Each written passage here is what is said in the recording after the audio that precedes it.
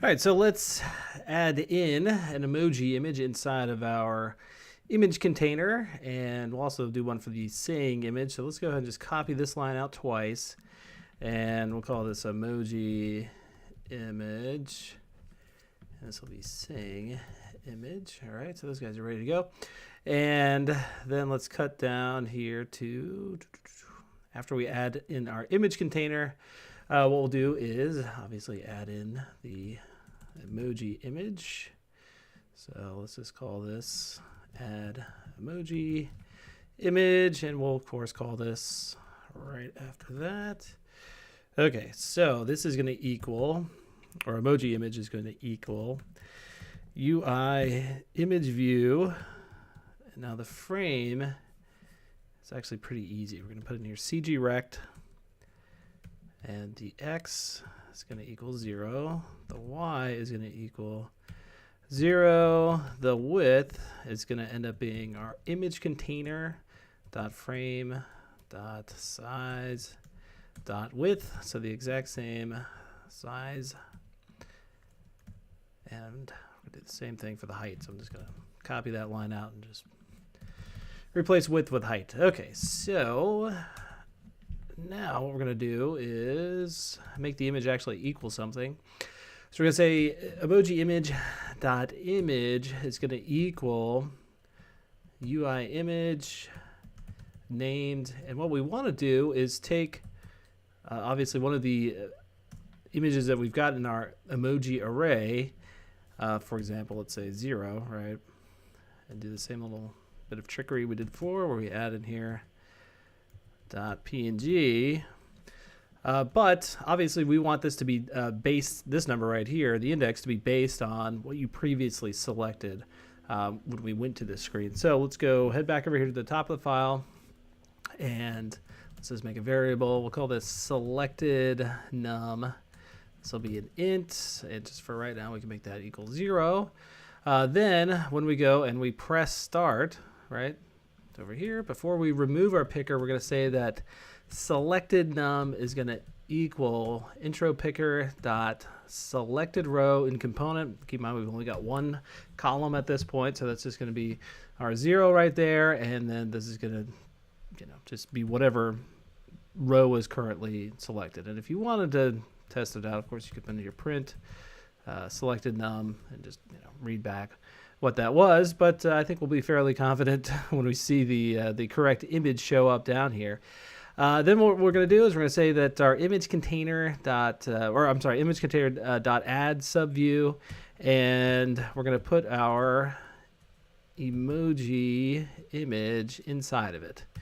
And one of the reasons we're doing that is, again, when we take a screenshot to send it as part of our iMessage, we're just basically going to be capturing the entire contents of our image container, right? So everything that we've got in there, all the subviews, subchildren, whatever, are going to come along with that. And then let's do this because the image shows up basically takes up the entire width and height of our image container. Let's animate this down with a duration of 0.5. And remember, I've done this before. We just want to do an opening and closing bracket there, and then close off everything with that parentheses. And what we're going to do is, let's put in here, let the scale float equals, and you know what, we could probably do this in my notes. I don't have this over here, but I'm going to do it over here. I'm going to take it out of there because that's not really something we're going to animate, right? But we'll just set up an initial value for the scale. So we're going to scale it down by 50% or 0.5, right? And then what we just do is we write self.emoji image .transform, and this is going to be a CG affine transform. And we got a few options you can see inside of here: rotation angle, scale, translation X. So where it's going to end up. But for right now, we'll just worry about the scale. And it's just wants two values inside of here. You know what? Let's see. I think I could have made. It wants a CG float in here, so let's just go ahead and start it off as a CG float, and then put the scale in there. And I think we might be missing a self. Are we? Guess not. Okay, so let's see what happens. Okay, let me make the, somehow I got the embiggened window here. There we go. All right, so we're gonna, that was maybe not the best one to start with because it was just the first one, but it did spit back out 0 over here. And you see that obviously we've got our little, head inside of here. It shrunk itself down, and if we wanted to test again with one of the other ones, just to be sure that is working, let's do it. Cover all of our bases. Okay, so let's expand it this time. We'll start from there. All right, good. I kind of forgot this one's already got a caption back there, but okay. Well, that is a problem. Did I forget to put in? I did. I forgot to put in here selected num. Okay, so all right. Well, at least it spit back out 2 there. So obviously we'll end up with the second face image. All right, so that is it's a good sign. Now some of the stuff that we want to obviously add in here would be a toggle for adjusting the scale or moving it around, and all sorts of fun features. So let's go ahead and do that.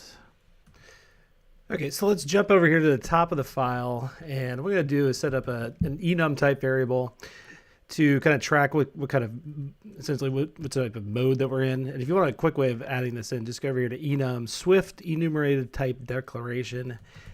And we're going to call this action mode. And the case is going to be move, scale, rotate. There we go. And you know what? Come to think of it, let's do it in the same order we've got them down here.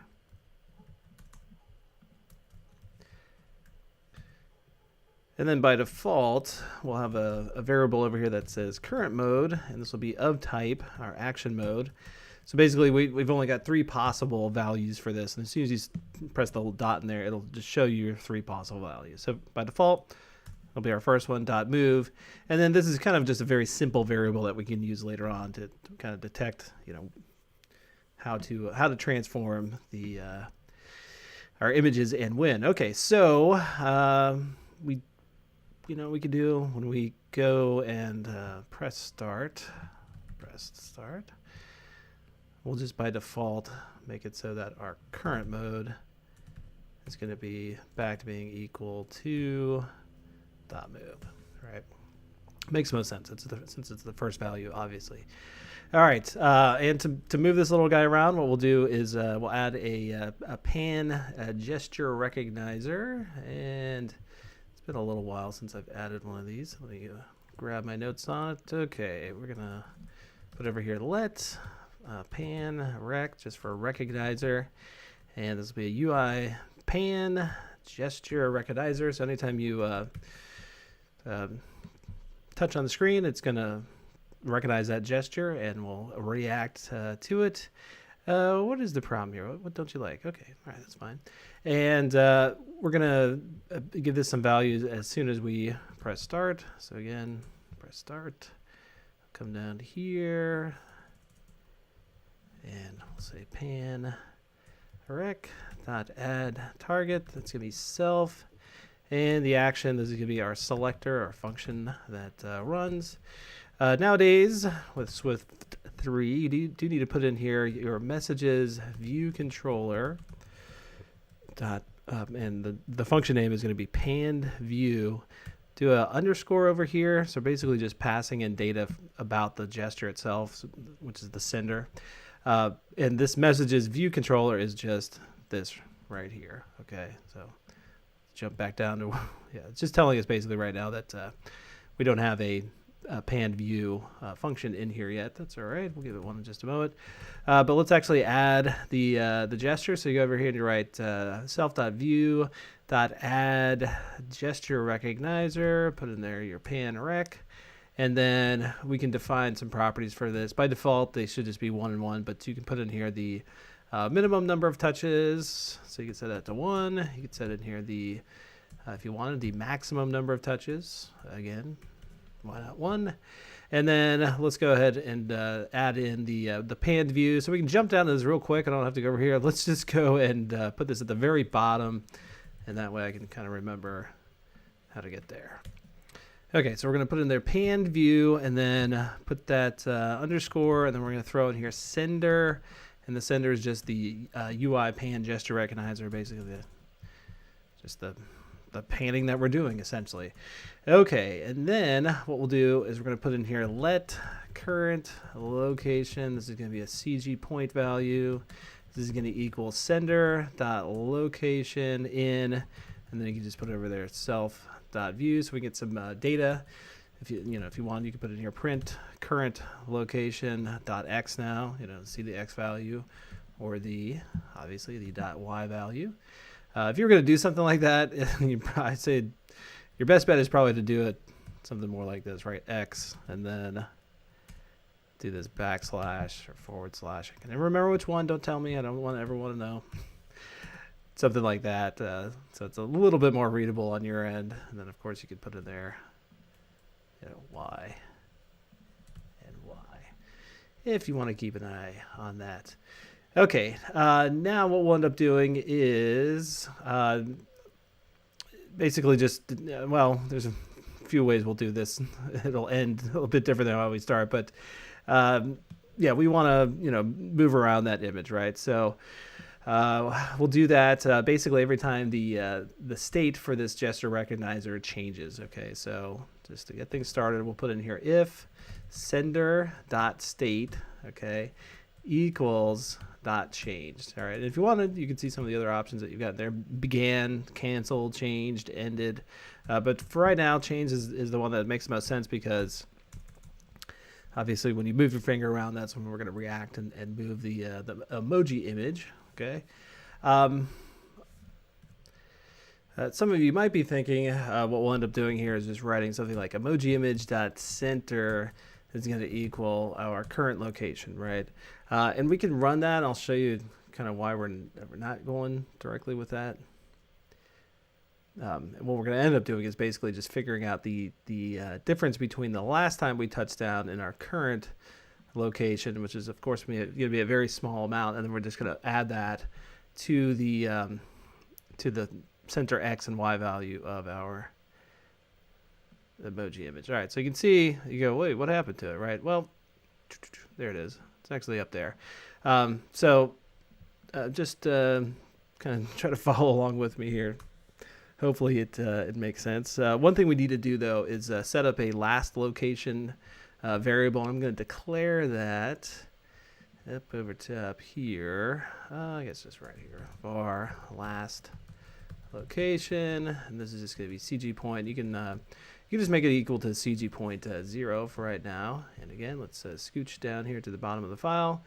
Okay, so what we're going to do is we're going to create a variable called diff x, or just kind of the difference on the x-axis between the current location dot x subtracted by our last location dot x. So again, very small difference, because think about this is running repeatedly every time you move around, and every time we do move around, we will of course change what that last location is going to equal. So for example, we'll put in here last location is going to equal sender dot location in self dot view. What is the complaint that we're getting right here?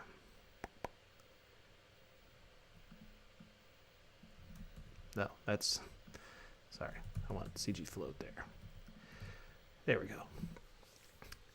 Okay, so it's between here and here where we are going to move our image around, and what we're going to do is I'm going to say if last location does not equal CG point 0, then we're going to be free to actually move the image. And the reason I'm doing that is so basically the first time we touch down, this hasn't run yet, okay? So keep that in mind. First time we touch down, this will happen, but this is not a true statement, right? Okay? Because we haven't set our last location to anything different. All right, so it's only the second time we go around that, this actually had a different location than CG point 0. This ends up being a very small amount, and then we just add those very small amounts to our emoji image. So we say emoji image dot center is going to equal now CG point, And here we do our little bit of very simple math. We're just going to say emoji image dot center dot x plus the very small amount of difference on the x-axis, and then again that very small difference on the y-axis. So that gets taken care of, and then what we want to do is detect when we've actually ended this state, because then we're going to set our last location back to being 0 again. So we're going to put in here dot ended. Okay, close that off, and we just say last location is now going to equal CG point dot 0 again. Okay, and let's see. Yep, eventually those go away, and now we should be able to move around that image a bit smoother.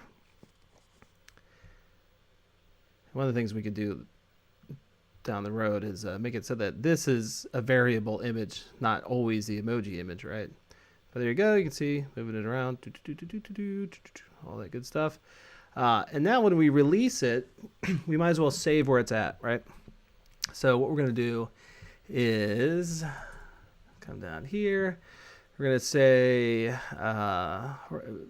and we're going to save this to the default for in this file. And you know what? Looking at the clock, we have kind of. Do we have enough time? You know what? Let's come back in a new video, and then we can kind of title that one "NS User Defaults" or something like that. Yeah, so that's where we're headed. We'll be able to save it, and then we can return to that same position when we go back and essentially go into our edit mode again.